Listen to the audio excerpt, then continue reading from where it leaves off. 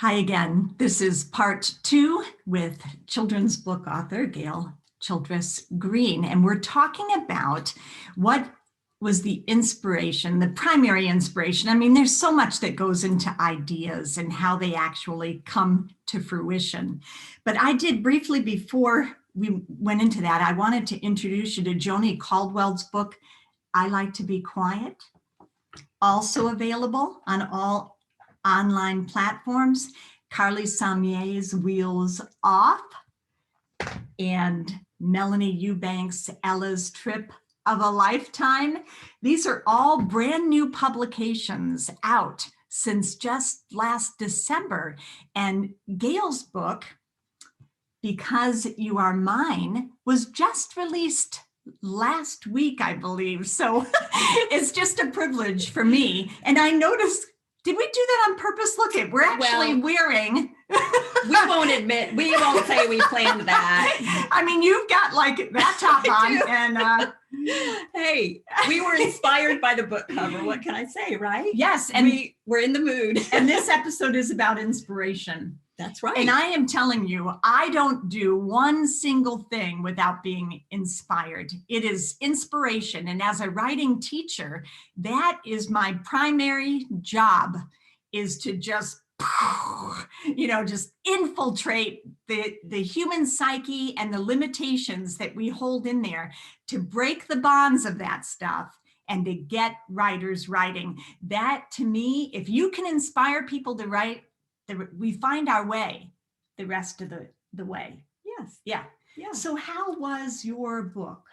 How did it come to be? Well, 9 years ago, we had our first grandchild, little grandson, and they live 2,000 miles away from us. So we didn't get to be there. When he was born, we didn't get to be there right away. We had to plan the trip. So he was about a month old by the time we saw him for the first time. And of course, wow, it's love at first sight. It's like he had me at hello. What movie is that from? I don't remember. Yeah. It's with the guy from, I can't think, Tom Cruise. Oh, okay. Where he's the sports agent. Oh, yes. She said you had me at hello. Yeah. That's a good line. And there are, and that kind of is, that's kind of an alternate book title, Because You're Mine, You Had Me at Hello. It's like the minute I saw him, I was like, that is my grandchild.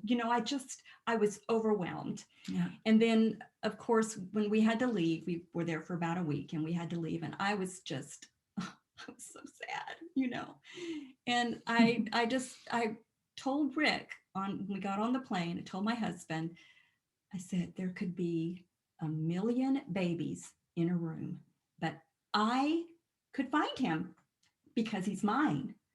And so I actually, like you said, I wrote it down.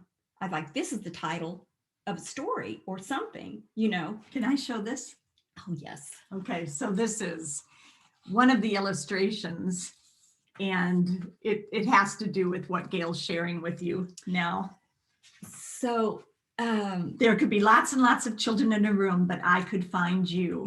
And then they go from each page, you get more and more children, and they go from color to black and white, except for the child that stands out. Yeah, because that's how we are with somebody that we're so connected to. You don't see anything but that one. You walk into a crowded room and everybody else kind of fades away and you find your person. I met my husband that way. Really? It was at Church on the Way. Well, it was the second meeting, but long story short, he walked in and I didn't see, there were 3,000 people there that night and I saw nobody else but him. It's only the second time that it gives me goosebumps. That's the way it is. But it is. It's kind of God's leading. It is. Isn't it? And it's that connection that you have. And that I'm actually calling this book my potato chip book because everybody loves potato chips and you can't just have one, because I feel like this book has got a universal appeal to all relationships.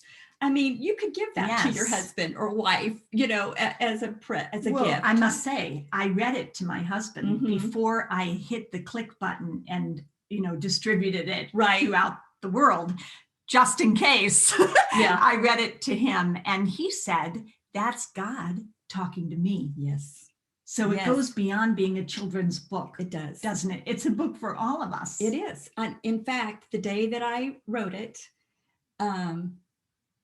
by the time I finished, and of course it wasn't the way it, wasn't, I had to tweak and we talked. and Rewriting. Yeah. Even something so simple. brief, yeah. Because sometimes the most simple things are the most profound. So you want to get it just right. Yes, when you have to have everything succinct and pull away everything that's not supposed to be part of the book, what's left better be right. Exactly. Exactly. So, yeah, I forgot where we were. We were talking about your book. Okay, sorry. So when I wrote the book, and I felt like when I got to the end, I was crying, because it was like God was saying to me, you thought you were writing a book for children. I'm speaking to you. Gayle. To me, yes, to you, Gayle. Yes. You're mine. That's right. You are mine. Yeah. You are his. I mean, it was so special. It's sweet. Yeah, you're made in his image. Yes. Every single person, Mm-hmm. no matter who they are, where they are, what they're doing, all of us are made in his image. Right. And he loves us because we're his. Exactly. It's pretty simple. And we're not perfect. No. But he still loves us just because we're his. Even before we believed right in him. And it's the same way with any relationship we have with a spouse, with a child. We love them regardless of their imperfections because they're ours. They're right. ours. Yes. Belonging. The book is about belonging. Yes. And little children understand that concept. They understand mine. Yeah, mine. I just want to say something too briefly. I remember the workshop. I think it was the August-September workshop of last year. Gayle was working on a chapter book entitled The Rat's Race. And she was watching all the other students in the class nail their books and get publishing offers. Right then and there, it was happening left and right. As you see, Melanie, Carly, yes, Joni, which, by the way, Carly and Joni are having their second books coming out very soon. And she was watching this happening while she's laboring with love, but laboring on a book she'd been wanting to write for years called The Rat's Race. And she was successfully laboring her way through that when one day she'd had it. You want to take from there? Well, I will take it. Yes. And you talked in our masterclass the night before about titles and how some authors work from a title. They'll get a title and then write the story, and some write the story and then get the title. And I thought, I've got a list of titles. And even during the class, I was looking on my phone and I found my list and I was like, because you are mine. That's a short one and a sweet one, and I can write that now. That's a good thing, writers. Did you catch that? She had a list of all the title or ideas. If you don't have the title, you'll maybe get the idea, and then you can just write something jinky in there to remind you what the idea is. But she had a list. And when she was getting the inspiration, she knew well enough to go to that list and to pull out an idea. Yes. Yeah. So there could be millions of babies in a room. From my original idea there could be lots of children in a room, but I could find you. I would know you by your nose. You would know me, wouldn't you? I would know you. You would know me in a room. Absolutely. Even with your eyes closed. That's right. Very, very tight. So when we got the books, and I called my grandson. Actually, he called me. I was so happy he called me. He's 9 now. And I had told him about the book before. And So I said, you want me to read it to you? So we got on Google Duo and I was reading it and showing him the pictures. Of course, he's 9 now. Okay. And he knew that I had gotten the idea when he was a baby and that I just got the book, that a couple of days ago, and I was reading it to him. So I was so excited. I'm reading it. He's looking at it. We get to the end and I'm like, well, and he goes, it took you 9 years to write that? And I said, yes. Yeah. Yes, it did. It took me 9 years. And when he gets older, he'll understand. Oh, yes. Why? Oh, yes. Because as writers, you can have ideas that are in there, but things in the world don't line up. And I'm telling you, as an artist, that's the adversity. It's so difficult, isn't it? It is. It is. And you just have to keep going. And you did. And you kept some sort of a hope alive in you that you were here for a reason. Right. And that reason was a good reason. Yes. And that when given the right opportunity, you were going to take it and you were going to be ready. Absolutely. And I feel like this last year, when everything got put on pause, it really gave me a chance to reevaluate.